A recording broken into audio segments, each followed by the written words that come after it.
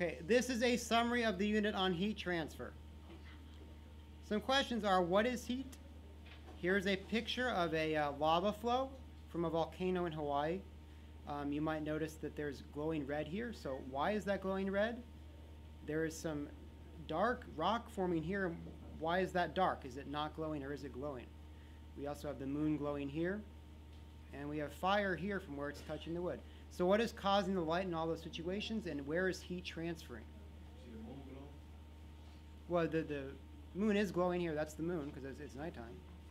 Is that a volcano next to my house? Mm-hmm. That's Ohio? Okay. We'll get to that. Right now, save questions. So, temperature. First, we have to talk about some basic things. Temperature is used to describe average internal energy. There are three main scales for temperature: Fahrenheit, Celsius, and Kelvin. Absolute zero is called so because it means no energy. Nothing be colder. We can see the three scales here, and it shows the common temperatures between them. For example, absolute zero is 0 Kelvin, minus 273 Celsius, or minus 460 Fahrenheit. The freezing point of water is 32 Fahrenheit, 0 degrees Celsius, or 273.15 Kelvin. Note that the absolute value of 1 degree is the same in Celsius and Kelvin, since if this goes from 0 to 100, this goes up by 100 as well. Fahrenheit degrees are smaller. Going from 0 to 134, Celsius only goes up by 9/5 of that, or 5/9 of that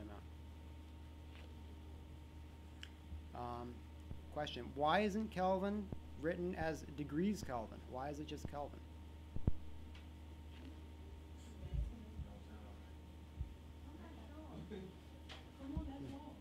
Okay. First way that heat transfers is radiation. Everything glows. Here we have a blacksmith working on a horseshoe, and it's glowing red here, presumably because it is very hot.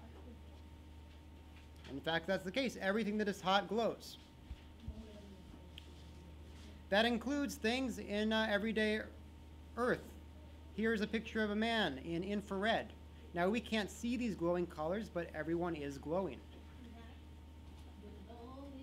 Here is a house. In the house, we see blue colors, probably cooler in the roof, and then hotter things leaking out. Like here, the windows are hotter, so it shows up brighter on the false color image. False color meaning that this isn't really blue and red, this is all in the infrared, but it's changed so that we can look at it and see. So, what colors represent higher temperatures? Where is this house losing most of its internal energy? Second method is conduction, radiation and then conduction. See that there's a candle. This piece of metal is inside the flame and it's heating up. This works by high energy atoms smack into low energy atoms. This makes the slow atoms go faster. So if you imagine where it's heating up, maybe the atoms are 400 Kelvin. They're bouncing around really fast, and really fast I mean 2,000 meters per second fast. When it slams into a colder atom, it's going to be an elastic collision, and now they're both going to be warm. This one's going to cool down, this one's going to be warmer. And that's how it heats up, and eventually these are going to bounce with each other, bounce, bounce, bounce, and eventually these ones will start moving fast too, and then it will be hot.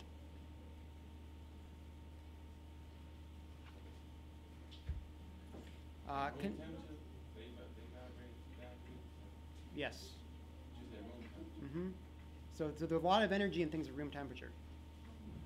It's just what can you do with it? More on conduction. Conduction between two different materials will happen at the surface. So more surface means more contact and faster heating. So if you wanted to heat your house, this is a good idea because it has so much surface area, because it's going to heat the air around the sides, but also within all these indentations. Whereas if you had a perfect sphere, that would be the worst way to heat something, because it has a lot of mass in it, but not much area. Another example, what cools a drink faster, crushed ice or large cubes of ice? One has more surface area and will cool the drink faster.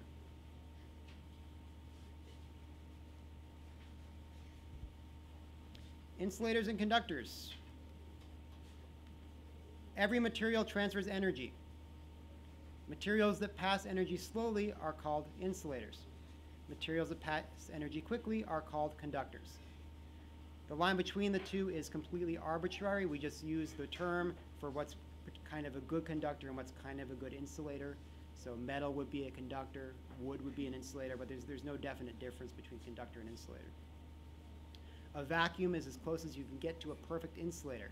It contains nothing, so there's nothing to transfer energy.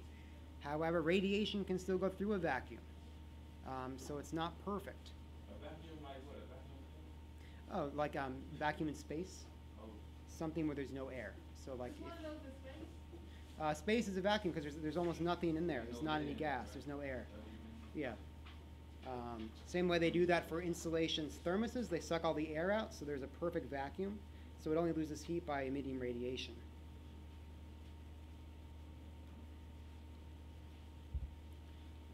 Here are some examples of conductors and insulators. Metal's a conductor, then granite, sandstone, ice, snow, and all the way here down to dry air is a very good insulator. You might think air feels kind of cold, but it's a good insulator. Note the wet snow is kind of in the middle. That's why you can make an igloo. It's pretty good insulator. Here's a cross section of a common like a sports jacket, and we can see the layers here. And each of these layers is going to have a different amount of insulation, but serve a different purpose. So there's a layer here to block out water, a layer here to block out wind, and a microfleece layer. And the purpose of these is to let your sweat evaporate out, but not to let much wind in, because wind is going to pull your heat away. Question is, would this fabric be warmer if it was not breathable? It says it can let air out, so would it be good or not to let air out? So it wouldn't be warm? That's the question. We'll get to at the end. Convection is the last way that heat can transfer. Hot air expands and rises. As we see here where there's a flame, that red arrow up means the water is expanding a little bit and therefore it's going up. Cool air contracts and falls. So as the warm water goes up, the water here that's at the top is going to cool and then go down. So it's going to be this cycle. This only happens in gases and liquids, and this process of movement distributes heat pretty evenly within the water. This is called convection. Wind on Earth is mostly a part of convection. Air gets heated and goes up, and when it cools, there's a gradient and causes wind. The Gulf Stream in the ocean, what do you think? Is that caused by convection or something else? And what about... It is convection. Tides, however, tides is from the moon. There can be some movement of water and air due to other reasons, such as the Coriolis effect, but it's mostly due to temperature differences. No tide caused like waves and stuff, like storms and stuff? It's mostly the wind would cause the storms. Yeah, I know like on the islands like that, when they said like by the ocean, like the tides come like a big old tsunami, like a little wave thing coming. Oh, a tsunami is an earthquake. I know, but when the tides go, you know how when you're on an island, like they said tides, like don't they make waves and stuff like that? Well, they're all waves coming in, yeah. But then the tide is really just the water level rising because of the moon's overhead and then going down. Whoops.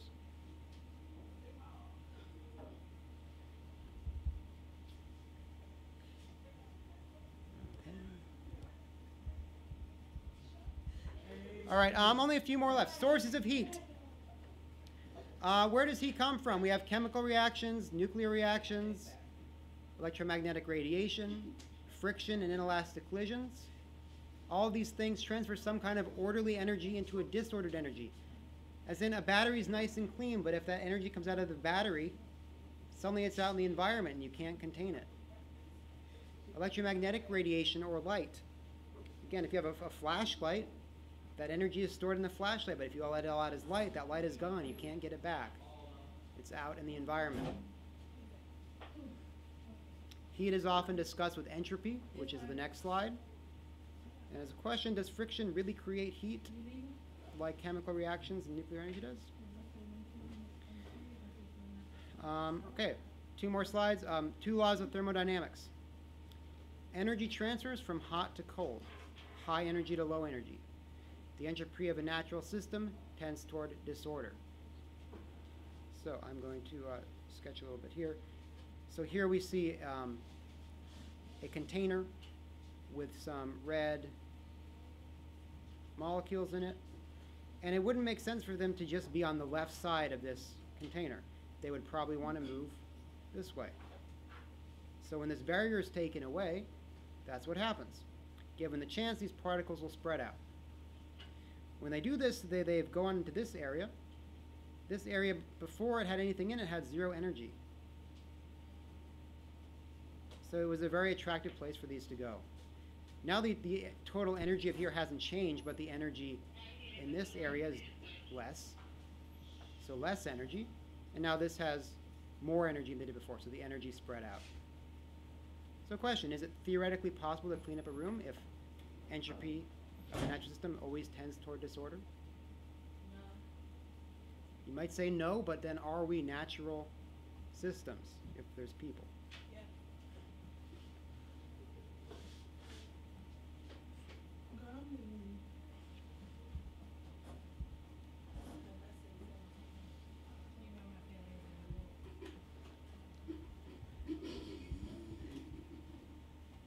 Okay. So, example we're going to go through is imagine a heating pot of water, and what's going to happen to it. An easy way to do this is to assume that the stove releases energy into the pot at a constant rate, that the air around the pot is completely insulated and reflecting, and that the pot and the water are the same temperature. If you want a hard, only assume that the stove releases energy into the pot at a constant rate. And only one more slide.